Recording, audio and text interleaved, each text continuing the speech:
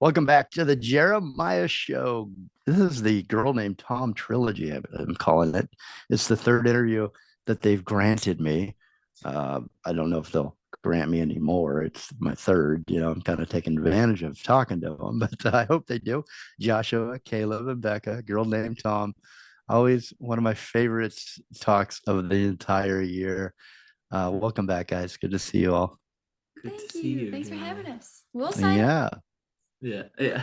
Start a new trilogy. Start a new one. We'll do the prequel. Yeah. Start before somehow. Yeah. All right. If you give me permission, don't. I'll be bugging Caleb again in a few months. All right, Becca, tell me about a time in this past year or in your life when you got a little lost. Oh my goodness. I thought about the time, it was a couple weeks ago, maybe a couple months, not really sure. I went to an event in Nashville all by myself. And I'd been to the venue before, but never to this event. And it was called Ladies Night at the Five Spot. And so I didn't invite my brothers because I Because truly it was ladies' night. And although lady, it would have been nice for them probably to meet some. Well, not Caleb. He's married. Behave, Caleb. Anyway, go ahead. Go on. I'm sorry.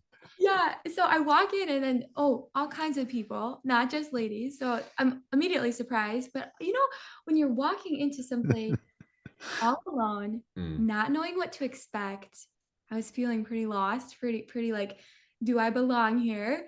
And on top of that, I don't drink. So I go to, get a water, Good for you. give the bartender a healthy tip for the water.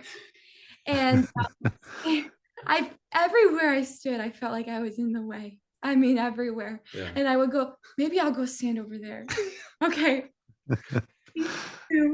Now we're going. Oh And man. it was just like The microanalysis. Yeah. They're cringing. That's the worst. I feel it. Yeah. Yeah, I'm cringing all over again. I'm sorry, you guys are going to need counseling after this session with me. You brought up all this old stress, Jeremiah. And, at the end, I was so glad I went. It was an all-female band in the corner. That's what was ladies' night about this whole thing. An awesome drummer, incredible flute player, horns, 3 backup singers, and then different ladies took turns leading songs. And it was like mostly soul, funk music. Absolutely had full body chills. And I saw a couple people I knew there once the Did you evening. get up there? I didn't. It was all like Preset. But did they know they had Tom in the audience? no, Tom was hiding. Tom was hiding.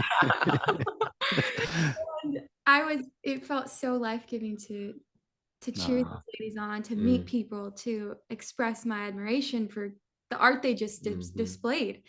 And what a way to find where I belong by telling someone else they belong up on that stage. It's so inspiring, mutually inspiring to share that. And Nashville is such an awesome place where you can go to get inspired just down the road. So I say that all to say that Get a Little Lost can sound very hiker, very adventure-y, very road trip to Arizona. And you can do that. That's awesome. And also you can go right down the road and probably make a new friend or feel like you don't belong and then realize you might, even if you're drinking. Put yourself out there. Yeah, exactly. Yeah. And it was a great thing. That's a nice story. Do you know a trick that I learned? You've heard, I'm sure you guys have all heard of Dale Carnegie's How to Win Friends and Influence People. It's the second best, biggest, largest bestseller next to the Bible, they say. Oh, wow. Really? Dale Carnegie wrote it like in the 40s or something. I never got past the first chapter, but it's really good. But I just felt weird about trying to influence people or win friends. But I read the first paragraph and it's come up a couple times in different conversations. The best trick to go when you go in a party like that, Becca, is just go up and start asking the person about themselves, Yeah. and they will probably not ask much about you, but everyone loves to tell their story, right? A little bit, Yes. and be Yes. attention. So when you don't know anybody, just go up and start asking about themselves.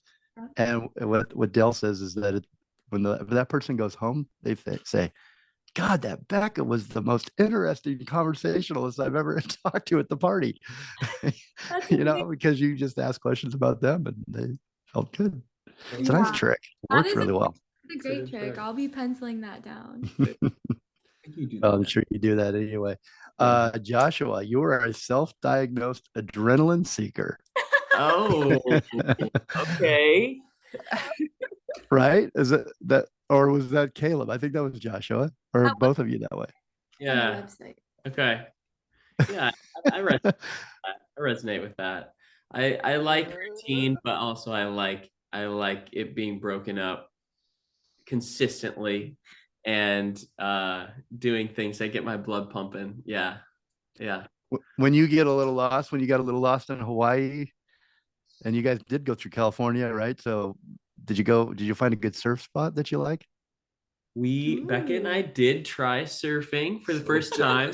It's funny, Jeremiah, because I think of myself, and lots of my Instagram feed is like surfers and stuff, and I've only done it one single time. But I think of myself as a surfer boy. I can see you look like a surfer boy. Yeah. Hey, once counts. You're a surfer. Once counts. Once counts. Well, so I know this is you, Joshua. You call yourself a truth-seeking introvert. You guys didn't know I was going to bring up your bios and embarrass you. What truth are you currently seeking? Wow. Yeah. So I have this Gore Vidal quote on my mirror that says, "Style is knowing who you are, what you want to say, and not giving a damn who hears it." And yeah, I feel like I'm in this phase of my life where I'm living out my questions. Like I'm leaning into the questions in search of answers. Seeking these truths and trying as many new things as I can in order to land some things that it's like, oh yeah, that is a truth. Like that's I want to get there at some point in my life. I don't know if it ever happens, but like to have some things that I hang my hat on in a world view that like that's just a Josh lens, right?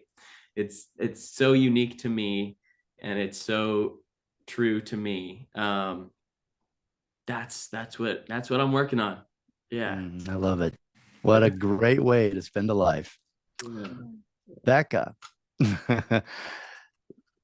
There's a lyric, dancing alone in the rain. When was the last time you danced alone in the rain? Oh, your listeners want to know. Wow. I can think of times where I was dancing with people. Actually, on the Pentatonics tour, it was raining on the last night. Or was it? Yes, it was raining. And we all went out and danced in this like little alleyway. Like that was there, wild. out in your driveway. But I've always been with Josh when we're dancing. So I've got to dance alone sometime. Maybe not on this street. Yeah, maybe not on this street. But yeah, I get Snapchats from Josh and Becca whenever it rains. They're like outside, literally soaked. That's awesome. Front door. You guys haven't grown up, but you're still those great kids that played on the farm, right? And you get out and you get your feet muddy and you dance in the rain. That's the adrenaline we seek right there. Yeah. Exactly. Good one. Okay, we're going to take another break for our final break, and then we're going to come back and talk about your tour before we go and play the music that we've been waiting for and teasing you all throughout the show. But there's lyrics from, I'm pretty sure it's What a View, referring to the state of mind, your state of mind. I want to go around. Let's start with Caleb. We'll just go down in order. Caleb, what, one word, two words? What's your state of mind right now?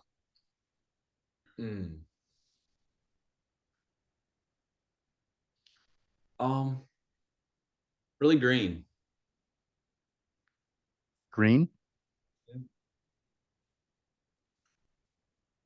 You're just going to give me one word. I don't know what that means. Does that mean fresh and open? You know, I said one word. New, okay. A little hope, a little hope, a little new. A good amount of calm at the moment too. It's a calming color. That's a good feeling. I'm happy for you. Becca, what is your state of mind right now? I feel like a ball of energy. And my knees are actually shaking. And I feel like a lot of potential energy. That's good too. Is it going to rain? Hopefully you can go dance. It's actually a beautiful day. Yeah. Joshua? I feel very heard and understood by you. I think you really have a gift of knowing who people are without, even though we've never even like met in person. It feels like you know us and understand us, and that feels really good. Thank you for that. That to me, that's a huge compliment. So I really, it would almost be in your words, like if you told me I could sing well. I mean, that to put it in your perspective.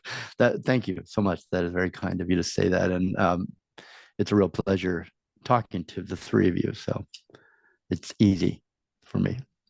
Okay, we're going to take that last break, and we're going to come back and talk about the tour dates and say goodbye. Sadly, just for now, we're going to close our chapter on this trilogy with "Girl Named Tom," the new single coming up after the break.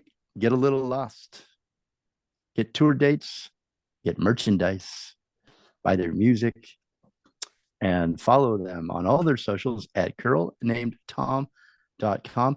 And speaking of socials, you guys are really, really good at your socials, and you want to definitely follow them on each and every one of them, because unlike me, where I just post the same thing across 5 different social sites, you guys are always coming up with something new and special for the site that you're on. You're very good at that, and your lives are interesting. So definitely go to the easiest way to tell you to find their socials. Go to their website, girlnamedtom.com.